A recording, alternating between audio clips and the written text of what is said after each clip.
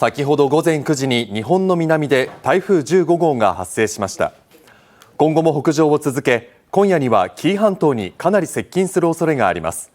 その後、明日土曜日には東海から関東の沿岸を北東に進み、あさって日曜日までには温帯低気圧に変わる見込みです。